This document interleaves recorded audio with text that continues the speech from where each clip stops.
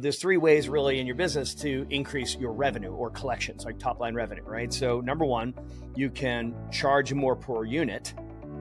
Number two, it's you can sell more units. Or number three, you can sell different types of unit. Hello and welcome to the Remarkable CEO Podcast, a show dedicated to chiropractors who want to transform their job into a business so that they can have a remarkable practice as part of a remarkable life, not instead of one. With your hosts, Dr. Pete Camiolo and Dr. Stephen Franson. At Genesis, we help successful chiropractors implement spinal decompression with a fully turnkey system that handles everything from marketing and new patient generation to systems, protocols, and ongoing support. The result? Massive value for your practice and life-changing outcomes for your patients, all without drugs or surgery. This is the next evolution in chiropractic care. Welcome to Genesis. Welcome to another episode of the Remarkable CEO Podcast, Chiropractic's #1 business podcast. I'm Dr. Pete Camiolo. And I'm Dr. Stephen Franson. And it's a privilege and an honor for us to be with you here today. Thank you for investing one of your limited resources, time, another one, energy, another one, focus, and the money one you can keep for now because we give these to you as a gift. So thank you for tuning in. Make that check out to cash. Yeah, exactly. We're grateful to be able to bless you with this podcast, the Remarkable CEO Podcast, and with this episode today. We know you will be energized by this. You will be challenged. And I truly believe that we're going to cut through some things today. We're going to be talking philosophy and business, and it's going to be good because we're talking about the Remarkable platform. And Dr. Stephen, this is coming in hot, right? We're coming in right off the heels of our first ever, and will not be the last, Remarkable CEO Summit. We had a blast, and I know this episode is probably going to air slightly after when we came hot off that summit because of the fact that we've been recording lots of episodes because we're jazzed about everything we're teaching. But Dr. Stephen, I'd love to just take a couple minutes and talk about the summit, how it was for you from your perspective. I'd love to share from my perspective as well, but I'll throw it over to you first. It was something you were impregnated with is the way I like to look at it. It was an idea that we had, but you had to birth it. And so we did it. And man, it was awesome. The feedback that I had this week from so many CEOs who were able to attend the summit was just off the chain. And everybody was energized. I heard only positive things, and people say we over-delivered value. And the cool thing was so many that weren't able to attend thought, I got to get to the next one. So we want to make sure you as a listener also have an opportunity to join us for a CEO summit in the future. So we'll be doing these annually. And again, there's a ton of energy around these, and they are just right where it's just what the doctor ordered. It was perfect. So Dr. Stephen, love to get some thoughts from you. And I have a couple things I'd love to share as well. Yeah, it was truly a remarkable experience. So I'll use that word because it's the appropriate word. It was fantastic. Man, having the right people in the right place, having the right conversation. I mean, just combine all those things. We were just lit from an awesome experience in the morning. So we did it at the Porsche Center, the Porsche Experience in Atlanta, which I've been to several times, and I was excited to share that with everyone. It created such a great thematic backdrop for what we want to do for our really advanced clients. You know, this was our Remarkable CEO Summit. You've got to be one of our Remarkable CEOs, which means you need to be in our Remarkable Scale program. And it was the CEOs, our top docs, plus like a plus one. So bringing their COO, their office manager. Very often it was a spouse or an office manager that joined them. And it was just a fantastic dynamic, man. It was just so awesome to be in that room with a bunch of tigers. Let's face it. It's like, you know, smart, hungry, humble. Everybody in that room is there to learn, and everybody's already kicking ass. Everybody's really successful, and they've got an appetite to make a bigger impact and a bigger income. So it was, the brain loves novelty, right? So for me, I was charged up because I'm like, man, I've been waiting to deliver this content and really to position a weekend where we could go deeper, right? So we've made it a point over the last couple of years to differentiate the practice from the business. And we've really teased apart that narrative, helping people understand it's the both sides of the chiropractic coin. This is the business side, this is the practice side. And this allowed us to really showcase that, right? So, and to really have a deeper business conversation. So we all know that we're in the business of saving lives, but the truth is most chiropractors don't have any formal training around business, right? So there's a lot of headwinds in chiropractic. And one of them shouldn't be the fact that you don't have a fluency in your business, right? So you don't understand how to really run a business in a way that's productive and profitable. And we talked about throughput and output, right? So we talked about the throughput of the practice and the capacity to serve. And that's an impact and a volume and a capacity issue. That's really your making the bigger impact conversation. But throughput drives output, right? Output is the economic engine of the business, driving that productivity, the revenue, the profitability of the business, and being able to tease those things apart and let people see exactly what they can do to drive greater output in their business, right? So incredibly rewarding. The feedback's been awesome. And I know that the waiting list is near full already just from the people that were in the room. Next year, we're going to do it again. We're going to do it at the Sig Sauer Experience Center, right? So right up by us in New Hampshire. This is where some of the top special forces teams in the world descend on my neighborhood to come and get trained at the Sig Sauer Institute. So there'll be pistol training, long guns, machine guns, shotguns. We'll do probably some prone shooting. Maybe we'll talk him into letting us get into the murder room and do some John Wick training. It's going to be a lot of fun, Dr. Pete. I don't know if I'm going to be able to do events anymore without having some badass event in the front end of it, because the energy in the room was so extraordinary coming off of the track at Porsche. And it just teed us up for such a great thematic presentation around tying their business to the concept of an engine that has a horsepower potential and helping people understand, there are components of the engine of the machine that need to be tuned to optimize that engine so that everybody can have the most output, right? So I had a great time, and that's always a good sign. When I reflected back now that it's been a week for us, the big thing that stood out to me, Dr. Stephen, was how aligned the event was with our company core values. And if you look at our 7 core values, it literally checked all of them. If you look at them, and innovative, and that was significant. You look at remarkable, and everybody's talking about it. You looked at, we're over delivering value, and we hustled to get there and get that done, and it was just some awesome behind the scenes things from our team. And it was in every way, it was us being on purpose. It was servant leadership. It was all the things that we stepped in and stepped up. We were fully aligned with our core values. And there's something about, as you think about your businesses, as you're listening to this, that when you do events, when you are growing your business, when you're trying to make a bigger impact in your community and your patients' lives, you've got to look at it through the lens of your core values. I've been training quite a bit on the core values recently, and it came up as well at the event. But if you look at your core values and we look at our event, it checked all the boxes, and it was incredible. And so, me being I'm not like saying not a car guy, but I don't have a Porsche, right? So for me to go to this event, there were a lot of us were like that. It's like, well, I don't, drive a sports car, a fancy car. And so it was fun to go out there, like you said, and do that. It was also humbling, right? Because you had a chance to, quote unquote, drive the sports car, race car on the racetrack at the Porsche experience, which was awesome and fun. And you had so you sit in the car as an amateur and you're driving, and then you have a professional next to you kind of guiding you. Hey, we're going to do this. And there's about at least eight different elements, experiences you can get and elements on these tracks. So it was cool. You got a lot of different experiences. So long story short, when we finished driving, then we got out, and then the professional gets in the driver's seat and you sit as passenger. And I'll tell you, it was one of the most incredible juxtapositions that I've had, because it was like, it went from clearly this guy doesn't know what he's doing to clearly this guy does know what he's doing. And it was wildly different. And I personally, I'm a competitive person by nature. I think I want to be the best at everything that I do. I was clearly not. And then in that moment, I was thinking, wow. And 2 things happened, Dr. Stephen. Number 1, and we'll hit on this, I'm sure, over future episodes of podcasts, but I was thinking about the difference between being an amateur chiropractor and a professional chiropractor. And then I've been talking all week about difference between being an amateur CEO and a professional CEO. Because a lot of us would say, yeah, I'm wearing the CEO hat now. I've been listening to your podcast for a while.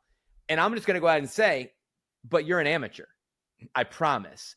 And the reality is many of us are. And like you talked about the tailwinds, headwinds, we are trying to put a little bit of wind in your sales tailwind here in these podcasts. In our coaching, I think we put a lot more. Going to these immersions and these intensives and these summits, that's even more. And it's all of these things combined, because the reality was, even those who are attending our immersions and listening to our podcast and getting coaching, showing up in an environment like this, their hair was blown back. They were like, wow. And so you realize that we're all amateurs. We all have room to grow. And you get in a room with a pro and they start driving. You're like, wow, like that's how this is done. And you realize there's room to grow. So I just want everybody to know who's listening, you haven't arrived. Totally cool. So much more for you to grow and learn in, to just know how to use the vehicle, the car, the road, conditions. I mean, there's so much to it, to being a remarkable CEO. That's why we do this podcast. We're so thankful that you're tuning in and you're a part of this, because we're trying to help you level up. Going from an owner operator to a CEO is literally worlds apart. It's a completely different language, a completely different game. The difference between having a remarkable practice and a remarkable business, wildly different. No one is talking about. We have brought this into our profession. We are championing this. We will not stop bringing this message to this profession, because we know this is how we as a profession grow to the next level, and we actually can make the kind of impact that I think all of us feel we should be making, we want to make in the lives of humanity through the gift and the vehicle of chiropractic. So, Dr. Stephen, I came out so fired up, so recommitted to the message and what we're doing, helping chiropractors become the CEOs of their business, to equip, to empower their teams, to grow their businesses, to scale those businesses, to make a bigger impact in the communities, a bigger income for themselves and their families. Everyone is going to be winning as a result of this. It is not going to happen by accident. It happens by design. You have to put yourself into an environment like we invested to go to this place just to drive cars for a few minutes. I'll tell you, this is your livelihood on the line, guys. You've got to invest and put yourself in positions where you're investing in yourself and in your people by putting yourselves in environments where you're regularly getting in the car with a professional who can say, hey, when you come up to this turn, here's what you need to do. And that's what we get to do every day, Dr. Stephen. So I'm thrilled that we get to do that. And I'm excited. Again, these episodes we get to record are just a little snapshot into our world and what we're up to. But I know today's topic is going to hit a lot of people right between the eyes. Yeah, it's the perfect segue into the conversation we're going to have today, because it's just something that came out of the summit, right? So this was actually one of the conversations that we had in this top level group. So we're excited to bring this with you guys and continue to unpack this concept here. So, one of the sessions that we did is we're talking about how to increase revenue and how to increase profit, right, inside of the business, right? So, and obviously those are two different conversations that are closely related. For this conversation right now, let's just focus on the how to increase revenue piece of this, which is, there's three ways really in your business to increase your revenue or collections, like top line revenue, right? So number one, you can charge more per unit. Number two, you can sell more units. Or number three, you can sell different types of units, right? That's, just a general way to explain it in a general business conversation. If we make it more about chiropractic, let's just go super simple in a chiropractic office. Let's say is adjustment centric, right? So you can charge more for an office visit or charge more for an adjustment. Number one, you can deliver more adjustments, right? So build greater volume, right? So, or you can add other modalities, right? Or other goods or services into the practice, right? So the first one, charge more, this is an economic question, right? So the second one, pure pricing. This is a pricing conversation. The second one is a volume conversation, right? So increasing volume. And the third one is a diversification or an integration, right? Conversation, right? So let's take a look at, these are the three ways. And by the way, these are three levers, and you can pull all three levers. That's kind of the punchline here, is you should look at it from all three places. The reality is we came down in this conversation where if you look at the business model of chiropractic, we have a problem, right? So, and the problem is it's not financially scalable, right? So as it stands, like the existing chiropractic model, like to be a successful business, you need four things. You need a purpose, a product, people, and profit, right? So do we have an awesome purpose? Yeah, we have the second most important message in town, right? Do we have an incredible product? The chiropractic adjustment, are you kidding me?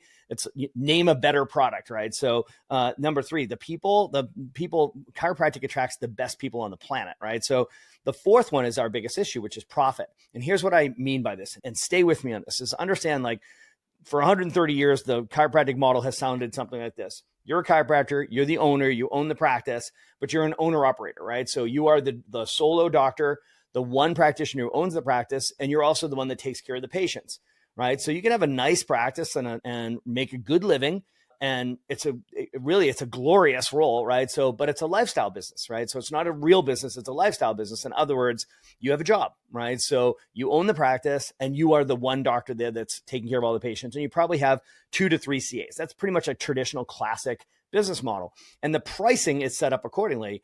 And the problem with that model is one person can make a good living, and you usually have two people that are making, probably somewhere between $25,000 and $35,000 a year as a CA, let's, for example. And the chiropractic can be doing, let's call it somewhere between 150 and 300,000, right? That's the owner operator model, and that works, and it's a lifestyle business, right? So no disrespect, It's just that it's not scalable, because the second you start hiring other chiropractors, that model begins to break.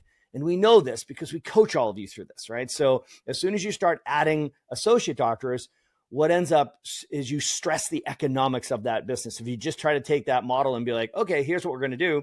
We're just going to divide up the patients, spread them around, and we're going to divide up the revenues, and I'm going to pay you. Next thing you know, there's going to be we're going to get out of fair exchange pretty quickly. And there's going to be resentment one way or the other, or both, right? So either the associate doctor is going to be underpaid and the associate doctor is going to have resentment, and that's not sustainable, or the owner is going to feel like the associate doctor is being overpaid and there's resentment there, and that's going to sabotage the relationship, and that's unsustainable. So you guys, you're probably saying, you're reading my mail right now. It's like, yeah, because at the end of the day, what the conversations we have are, man, you know what? I'm paying somebody else to deliver the care that I could just be paying. I could just be delivering, and I should be keeping all the money. The problem is that at the end of the day, there's just not enough profit in the chiropractic business model. So what ends up happening is we try to solve it with volume, and because we're on purpose and on mission, it's easy to justify. It's like, hey, you know what? We just need to throw more at it, right? So if we take more times a small number, all of a sudden it feels like a better number, Dr. Pete, right? So, and the next thing you know, the only solution becomes, let's do more and more and more and more. And there are some practices, and frankly, you and I both did this, some practices can solve this problem by being successful at building really big volume practices and making a great living. And in fact, we could afford to pay our associate doctors what they should be getting paid because of the volume, right? So, but not everybody is cut out to be seeing 6, 7, 800,000 people a week. The reality is that's what I mean by I say it's not a scalable business model, right? So we got to take a harder look at what can we do to create a more scalable business model for chiropractic. And I'm going to suggest that there is a way to do it that's in line with our principle, with our purpose, and our mission. And as a segue for that, Dr. Steven, because I know a lot of you who listen to us, like just hearing what Dr. Steven said today, just now, what you went over and what we covered and we got into at the summit is really important. I mean, you just made some very specific claims and facts you shared. And the reality is so for some of us who are listening and you're butting up against this idea of how do I scale? Because you're talking to me. That's my challenge with my associate right now, or associates. I feel what you're saying. And you have a lifestyle business that you've tried to scale a lifestyle business and it's not working. We want you to know we can help you. Like, we're going to help you through this. In advance of what we're about to get into, Dr. Steven, I do want to reference 2 chiropractic or CEO episodes from the podcast. Episode 190, make note of this, and then episode 214. Episode 190 and 214. If you guys want to go back and listen to 2 of our favorite episodes, I know because people have texted me directly and saying, hey, thanks for that episode. I really needed that. That was great. I've had multiple people reach out to me about both episode 190 and episode 214. Both of them, Dr. Steven, talk about the main thing and keeping the main thing the main thing. And then there's another one we drove deeper into it and a higher level. And so I wanted to just say that to everybody, in addition to what we're about to go through, because if you want to know Dr. Steven and my heartbeat on this, listen to 190 and 214, and then listen to this episode as well. But this is probably a couple hundred episodes later, which is awesome. But you can see the consistency in our message. We're not changing the song we're singing. We've continued to refine it in a way, but we understand what you're asking, the questions you're asking, and what you're wondering is, how do we do that? How do we keep the main thing the main thing? And we want to tell you that there's a remarkable platform that we have built, and we are coming alongside of the profession of chiropractic to ensure. Dr. Steven, I've had too many people tell me they've integrated or diversified and it destroyed their chiropractic practice and they lost their first love, and they come limping in and just saying, oh, how sad they are and how unfortunate it was, and it doesn't work, and they don't believe it's possible. And we're going to sit here and say to you, no, it is possible. It's an and conversation. You can diversify, or you can integrate, and you can do it without sacrificing the main thing, keeping, quote unquote, your first love, the main thing. Like, it is possible. And actually it is essential. It is vital. And we're going to sit here and we're going to say over and over again that it's not only possible, it's the right thing to do. And it's what we need to be committed to as a chiropractic profession and as CEOs of our businesses. So Dr. Steven, I mean, we have been doing this now with clients for many, many years. We have so many of our doctors and chiropractors that we serve and coach in our CEO program who have done this and are doing it well. We have others that are struggling, but we're helping them. That's what we do. Dr. Stephen, let's talk about this, because this is such an important thing for chiropractic going into 2026 now and moving forward. This is a part of the maturing of our profession. That's right. The evolution. We've got to mature as a profession. And maturity, to me, Dr. Stephen says this: we keep the main thing, and we continue to serve the needs of the populations of the people that we've been called to, where you become the place where they belong. This is where they go, and they spend the rest of their life investing in their healthcare as a patient and a member of your chiropractic practice, and able to get these other services as well as scaling the business well. So Dr. Stephen, let's jump in.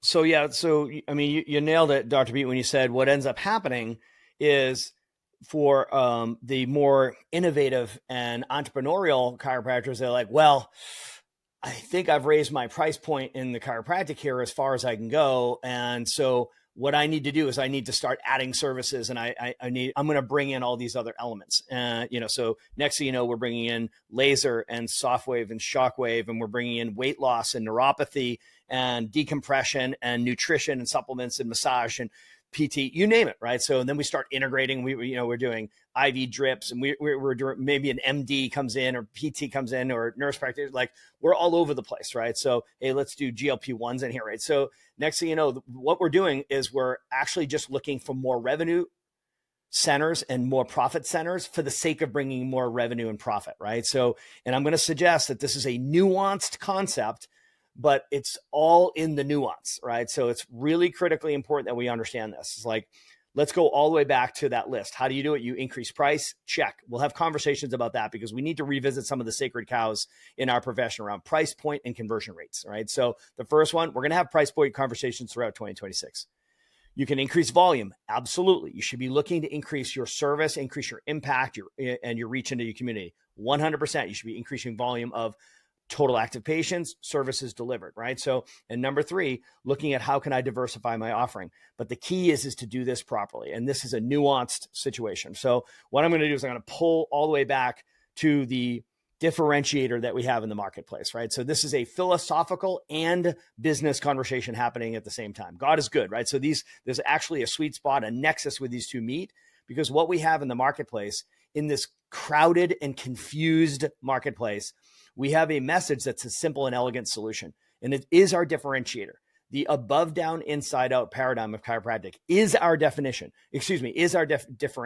This is our unique success proposition for humanity, right? And our unique sales proposition in the marketplace when it comes to marketing. We have to lead with this and the outcomes associated with above, down, inside out healing, right? So this is the tip of our spear. We have to lead with this and start with this. So patients have to understand above, down, inside out. They have to understand innate intelligence. They have to understand subluxation. They have to understand the adjustment in that order, right? So we have to be able to speak about the outcomes that they can get, how they should have better expectations for their health experience and their health outcomes. They should elevate their standards and their expectations for their health outcomes, their health experience, and their health experts, right? So we have to lead with those outcome messages, helping them solve their problems, helping them achieve their goals, with a different approach to the body, right? So we have to lead with that story. We have to tell them the inside out paradigm. We have to tell them about innate intelligence.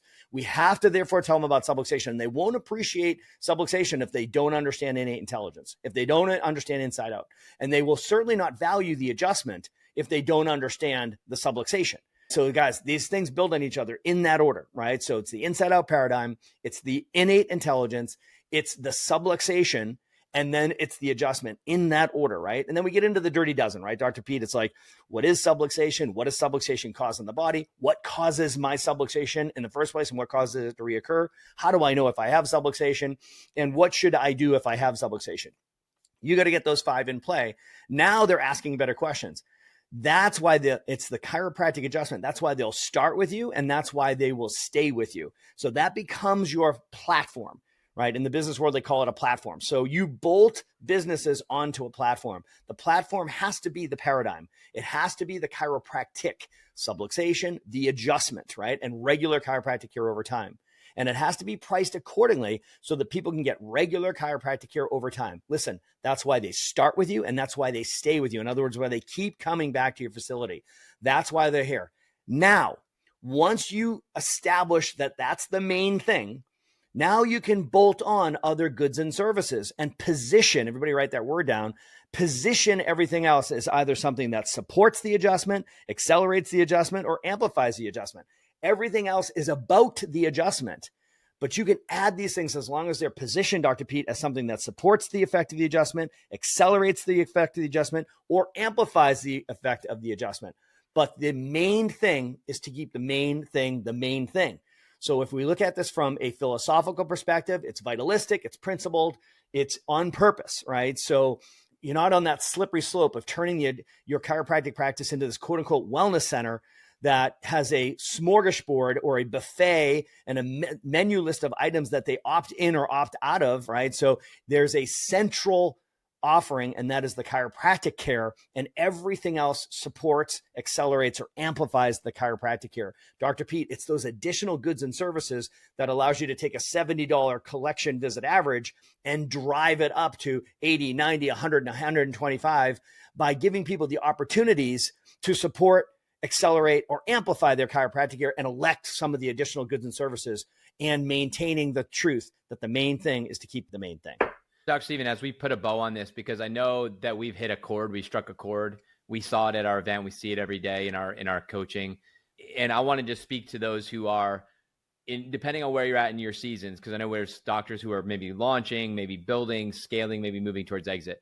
Wherever you're at in terms of your season of your chiropractic career, I want to speak to you, because if you are hearing us and you're saying, I am one of those doctors, I added on and we weren't ready, you were basically that pirate ship that we talk about all the time that tries to put a rowboat that tries to put a can on a rowboat. We talk about that. And that's, unfortunately, it doesn't end well. And we've seen that too often. Well, we started at the beginning of this year, Dr. Stephen, we had our theme of 2025 actually was the new wineskins. And we talked about at our first event, I remember talking about turning your pirate ship into a battleship. And it was perfect because we were in Tampa. And, that whole time we set the foundation. We said, listen, what got you here is not going to get you there. And the container is going to look different. As a profession, we need to mature and see that the container that we're going to have to contain the communities that we serve, the patients that you serve, it's going to look different than what it maybe has ever looked like in the past. We need to experience a breakthrough to get to that point. There has to be a shedding, a letting go of the old to be able to accept the new. But what Dr. Stephen, you said was so important to emphasize was the platform. It doesn't change. This is a platform company. You have a platform that is not changing. And that puts you in the position to be able to position cannons on your battleship and fire those bad boys and never take away from the platform, because the only reason why those even work is because of the platform company, which is the main thing.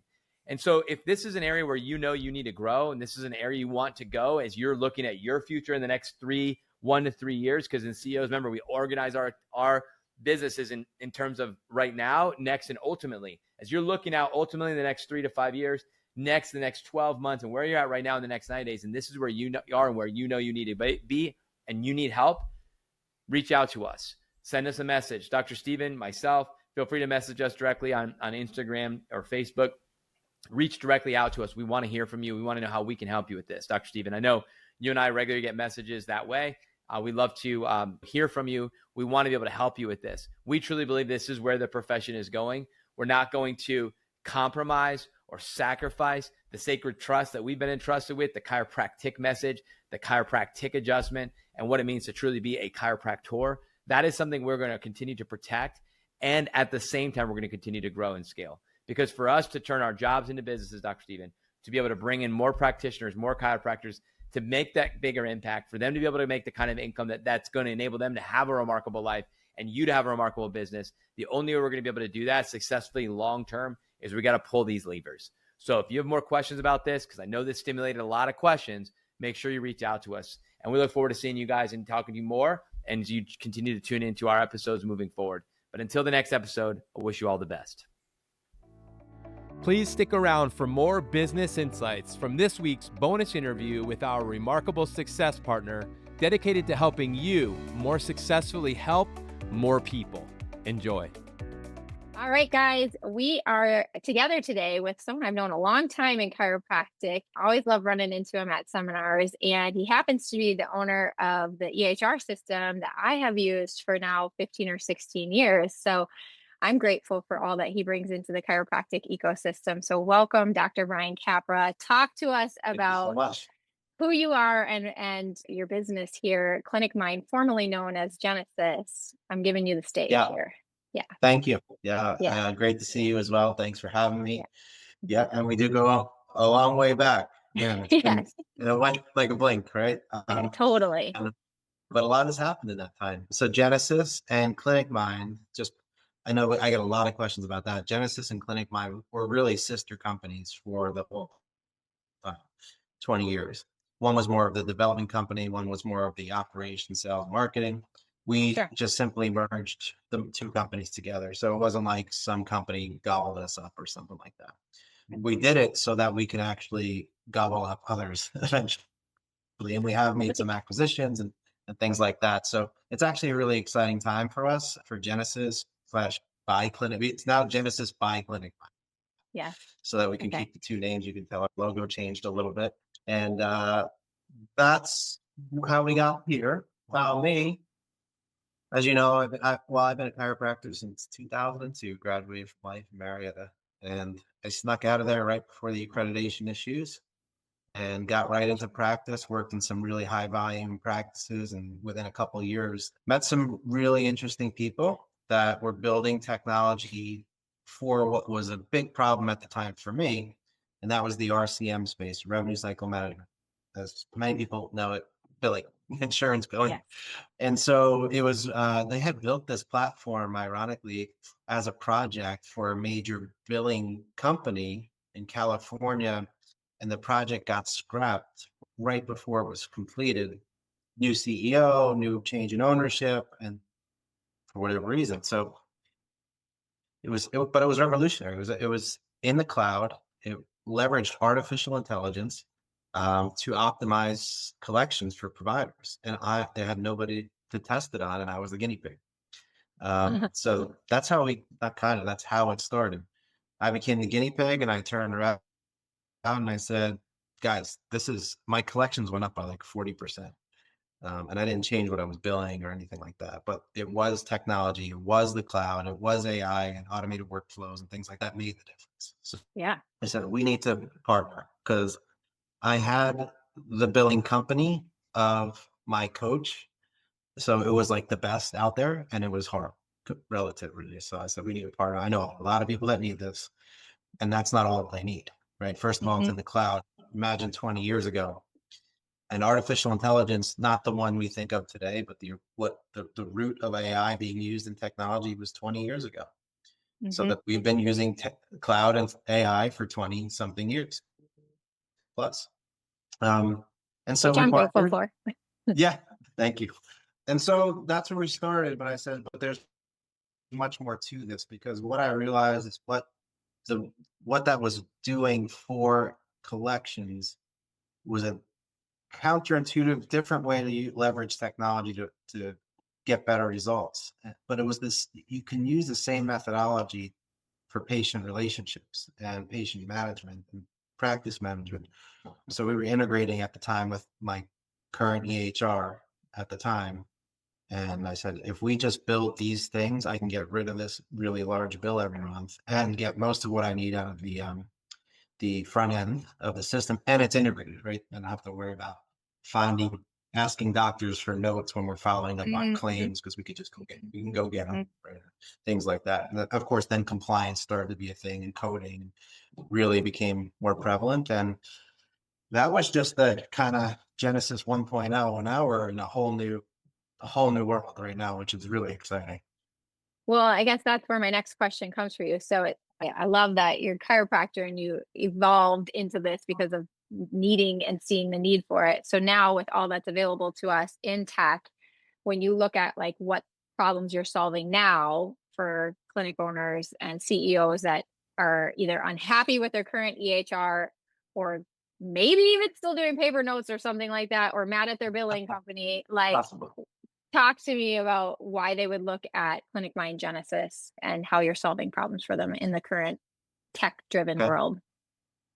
Well, I would say Genesis was compared fairly, I guess, to most EHRs in the past, although we had the cloud and all that and the integrated billing. It still was kind of hard for customers to kind of, what are you? Are you a billing company or software? You knew right away, well, our consumers. Well, but that was Genesis, like I said, kind of 1.0.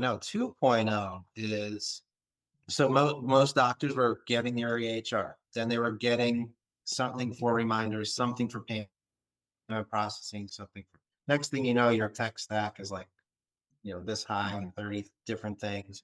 You're running your practice, your front desk is trying to keep those things held together with glue. God forbid something happens to that person that knows everything about all the systems that are kind of holding your practice together. You're in a difficult spot, right? There's no one person that can come in and say they know all that stuff, and you can't just hand them to somebody that can help them with everything. So the 2.0, there's AI, of course, which we can get into, but it's more of a single platform for providers that provides all the services. So we've gone into the three phases of the patient life cycle where it's pre-care, it's point of care, and it's post-care. And there's technologies that apply in any one of those things. So there's marketing, there's attraction, there's all those things, right? There's marketing automations, there's reminders about the appointments to come, there's all of that great stuff. There's your social posting, your advertising, your content writing, your all that stuff. Well, there's technology for that now, especially with AI. There's scheduling bots, voice bots and chat bots and FAQ bots and all kinds of probably 15 different bots. That's before a patient even knows about it. But that needs to be integrated with your EHR, not like a plug-in API kind of thing. You do need the API mostly, but it's different. It's different when we own it, right? So we've built that patient hub that can do anything you can think of that any of those other reminder reviews type systems do. So we built that and it's integrated now with all kinds of awesome AI tools.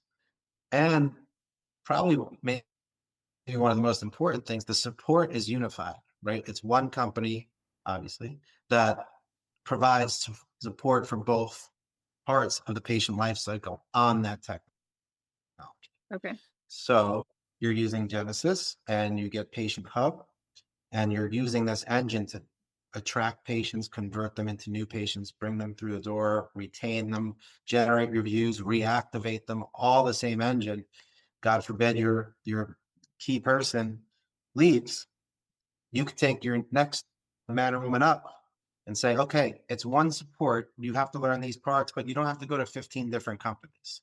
You go to one company, one support, one chat model, all that. So it's just that technology as an EHR company. And that's pre-care, that's during care. Post-care, there's a whole bunch of that marketing stuff. There's RCM, which is post-care.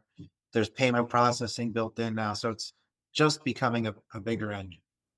That makes sense. I feel like what's interesting to me using, like you said, the tech stack and almost everything I ever have wanted to use, you guys speak to and it goes back and forth very seamlessly for us. But I have in coaching other doctors realized that not all systems are built that way. And the headache and as well as just the problem it can create in a practice, because obviously then they're forced to make some different decisions instead of having a choice there. It's like it's not there. So I guess in thinking about that, one of the things I realized is like we're in a different ecosystem. In if the old model was like multiple CAs for every doctor to make everything flow, right? Now that tech is doing so much for us, like what do you think the future of chiropractic looks like with more and more AI to help the patient experience?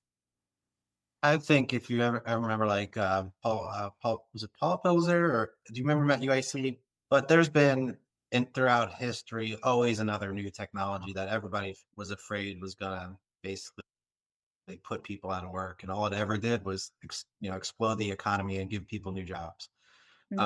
And so what's going to really happen is they're going to not be distracted with mundane tasks or tasks that they actually are not able to manage, right? So if you think about or things that they're just not even you want them to do, but you don't even know that they're not really able to do them to the level you want them to do. If you just want some person to manage your SEO, for example, and just write content, 1 or 2 blog posts a week, and post those things, optimized, of course, that would, and they did it, that would totally change your SEO and bring tons of new patients and all that. If you wanted somebody to make sure no new patient phone call or inquiry on any channel was missed, just do that one thing. They couldn't even do it because you can't answer the phone with 2 people. You can't answer the phone while you're sleeping. You can't answer the phone while the office is closed. You Right. can't. There's a whole bunch. It's between 22 and 33% of all new patient inquiries are missed completely. Mhm. Go to a voicemail or some inbox somewhere where if they're not responded to within 5 minutes, they're gone. They're on to the next or they can Google the next one. So I think what it's going to really do is just remove the noise from doctors and staff and focus them on what we're really here to do, the patient that's right in front of you, right? So they're gonna miss less visits because they're getting reminded. They're gonna generate more reviews. The system's gonna respond to those reviews for you, so they don't have to do that thing anymore. That's generating better SEO. That's attracting more, right? So you're getting all this compounding effect with technology, and it really Yep. compounds. I'm actually putting together a whole ebook series on this because the the money is crazy when you do the simple math, even if you just eliminate missed new patient inquiries. Yep. Another simple time saver. You get messages from Google, from Instagram, from Facebook, from your email, from your whatever. That inbox Yep. is now unified in Patient Hub so that you can, if you click on that patient and Patient Hub, you can see the text, the email, the conversation back and forth, not having to go in 15 different places to piece this thing together. It pieces it together for you. So Okay. just the simple things like that, the time Yeah. savings Yeah. and the mental capacity and the memory management that's just eliminated completely. I think it already is revolutionizing how things are done. It is already a massive ROI. Yeah. I think it's going to take a minute for docs to really, I think most doctors are in the place. You tell me what the vibe is in TRP. Like, I think most docs realize that you got to get with it, right? Oh, yeah, I would say so for sure. And now it's more just like, how do we learn this and start to like Yeah, reimagine how this can be used for us in different ways, yeah, which is part of why I asked that question, because I agree with you that I think, it's still a connection business, and but there's so many things that we were asking our people to do that could be done for us now through tech, that it really frees up either the capacity or just even more touch points with people that will feel great then, instead of feeling hurried or like you're dropping the ball somewhere else. So I felt like when you and I spoke for a few minutes before we started with the Maha movement and all this, chiropractic with 60, 100,000 chiropractors on the planet.